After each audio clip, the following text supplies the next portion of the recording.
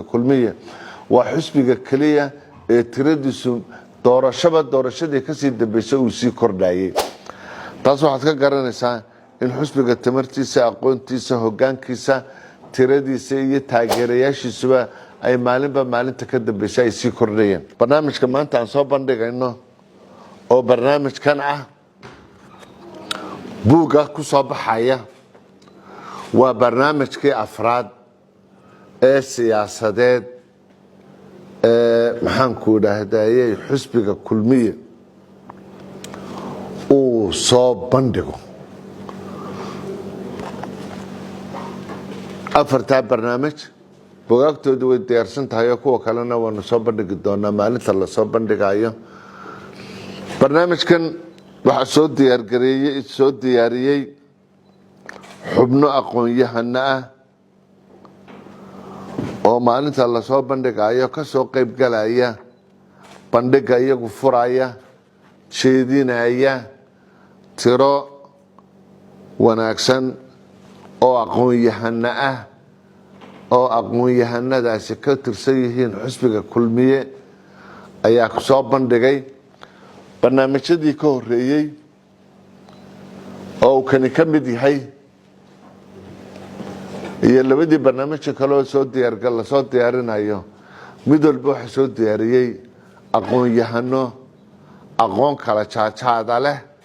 aqoon-yahanadaasoo isugu jira ninka ugu yari master degree haysto, PhD haysto, waayo arag ah, xilal kala duwan qaranka ka soo qabtay, meelo fara badan oo aqooneed ka soo shaqeeyey. xisbiga uu xulay dadka aqoon-yahanka ah. marka barnaamijkan oo kale la diyaarinayo waa inay ku dhehnaataa aqoon, waa inay ku dhehnaataa waayo aragnimo, waa in akhristaha akhrisanaya ee aan xitaa xisbiga kulmiyaba ahayn waa inuu halkan ka dhex helo dadka diyaariyey in barnaamijkan lagu diyaariyey barnaamij aqooneed. marka laga reebo daatada, marka laga reebo waxqabadka, marka laga reebo barnaamijyada siyaasadeed ee uu xambaarsan yahay, haddana nuxurka lagu diyaariyey waa in aqoon halkan ay ku jirtaa laga dhehda. barnaamijka horena waxaa maxaan ku dhahday soo diyaariyey iyaguna dadkii xisbiga kulmiye ka tirsanaa oo dad aqoon-yahana ah oo kuwa maanta kan diyaariyey oo kale ah oo sidaas oo kale dad maxaan ku dhahday haysta shahaadadaha maanta dee ilaa iyo PhD-ga adduunyada ugu sarreysa ay haysteen ayaa sameeyey.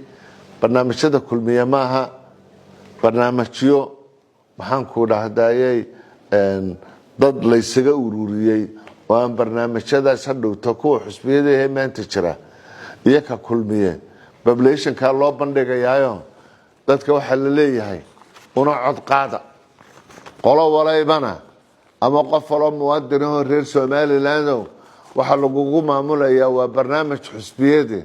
barnaamijka xusbiyeed waxaan ku dhahdayay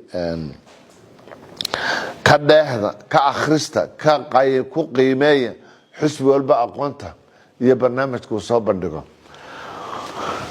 barnaamijkii hore ee 2017 2022 oo kaa aan gacanta ku hayaa, ballanqaadyadii barnaamijkaa ku qornaa waxaa fulay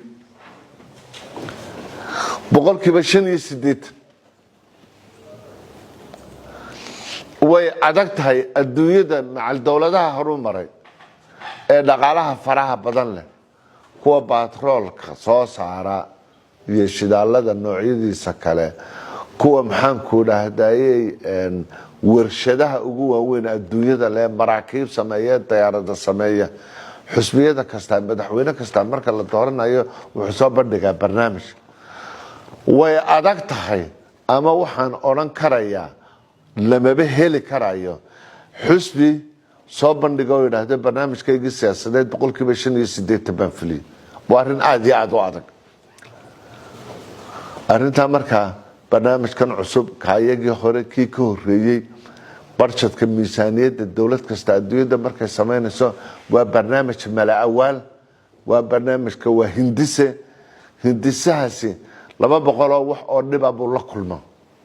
oo markaa dabadeedna baaxaabdag ku sameeya inay sidiisii u fulo iyo sidaan